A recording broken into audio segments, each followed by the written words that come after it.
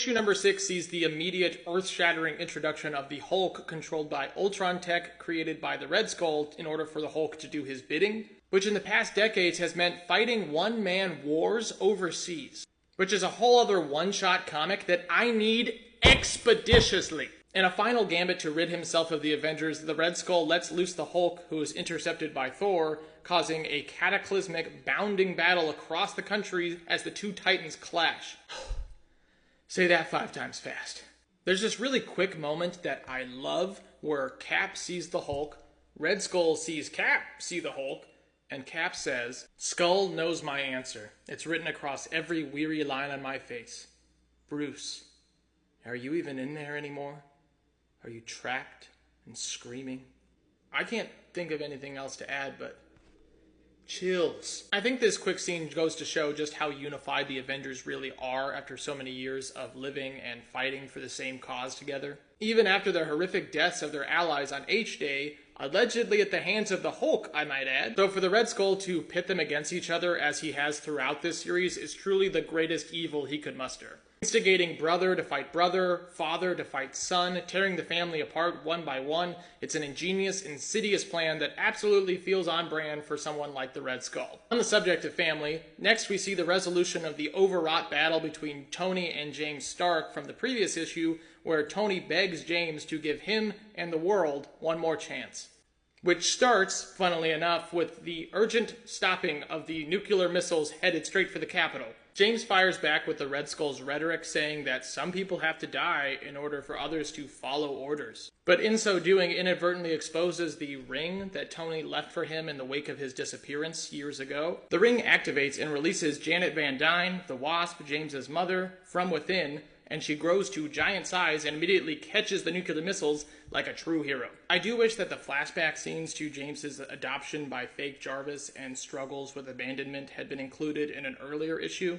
I just feel like the surprise emergence of the Wasp might have carried more weight had this scene been left to gestate.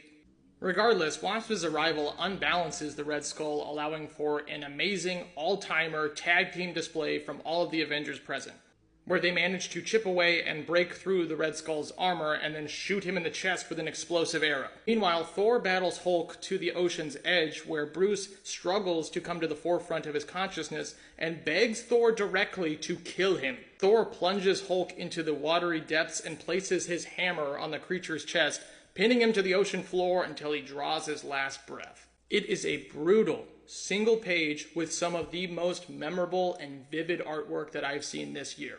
After slamming his iconic shield down into the Red Skull's armor, Captain America keels over, suffering from the abdomen wound he has suffered from the Red Skull stabbing him with the American flag. Yes, there is irony there, but I'm having trouble articulating it.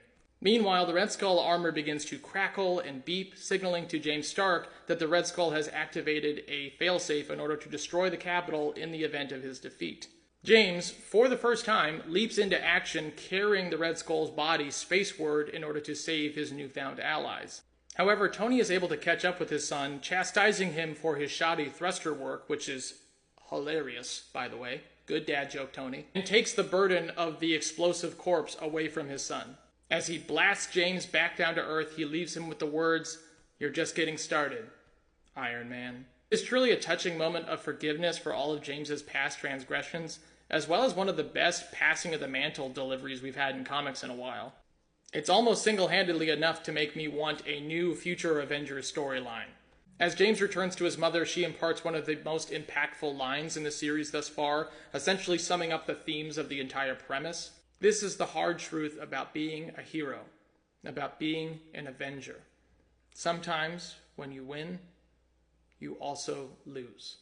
Typically, that's where a comic like this would end, but thrillingly, we get an extended resolution sequence showcasing the aftermath for all of our Avengers. Thor returns to Asgard to his duty as king, still reeling from the merciful murder of one of his longtime friends. As Thor reclines in his throne, he's greeted by Loki, who reveals that he was the one who allowed the Defenders to contact Thor for aid, which is a not-so-subtle nod, but fun reveal to the original Avengers comic with a meddlesome Loki. We then cut to a scene that, I just have to say off the bat, I am 60% ecstatic for existing at all, and 40% pissed off that it's so brief. We see an old, anxious, troubled-looking man in glasses wearing ill-fitting green armor and a purple cape sitting alone at the end of a long table in a meat hall. Suddenly, he's approached by Tony Stark, who greets the man curtly, saying, "It's kind of ironic that the two heathen scientists ended up in an afterlife together."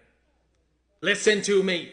Avengers, Warriors, and Valhalla is a concept that I have wanted for years. Sure, I have no legal rights or capacity to make such a series happen, but damn it, that was my idea. I just can't believe they went there. I mean, this is such a shocking, bittersweet, fantastic moment for these characters that, once again, I would like explored. Back on Earth, James Stark restlessly rebuilds the Avengers Mansion as a bastion of hope and freedom for the world and as a memorial for his father. As Cap returns to being just an old man with his wife Rosa. Good for you, man. In the final pages, we see James Stark approached by Miss Marvel and her children, as well as our new Hawkeye, as they both offer help to rebuild the mansion, ensuring that it will be stronger if they do it together. I am so happy to have followed along with this momentous series and can only hope that my love and adoration for this innovative Marvel book is shared by the community at large. I may have mentioned several times my yearning for a return to the series, or at least the concepts within. But in the end, I see this as a singular, standalone series that certainly fulfilled my need for a penultimate Avengers tale. Please support your local comic book stores and grab Avengers Twilight issue number 6 on shelves now. So this has to be one of the scariest Hulk designs we've ever had, right? And God, this page is just so heroic and vibrant. Rest in peace, downtown Phoenix, I guess. Also, this might just be for me, because I'm from there, but seeing a bus in this panel made me laugh, because I think that might be the first time I've seen a bus in Phoenix. Public transit is non-existent there. This is the kind of page that makes you fall in love with comics. Like, I don't have words. I'm gonna have dreams about this. God, I just love that they gave him a suit of armor. They didn't have to do that. That's so cool. And look at Tony's armor. Also, I wanted to take this time to let you guys know that I'm going to start uploading my longer reviews, like this one, to the site Medium. It's going to be under my name, Nicholas Aaron Hodge. It's typically going to be the same review in article format, but there are going to be some reviews on there that I haven't taken the time to film a video for. I'd appreciate it if you guys went and checked that out, especially if you're a fellow reviewer and you want to cite something that I've said in one of my videos. There's a resource for you. What was your favorite moment from the series? Leave a comment. Let me know.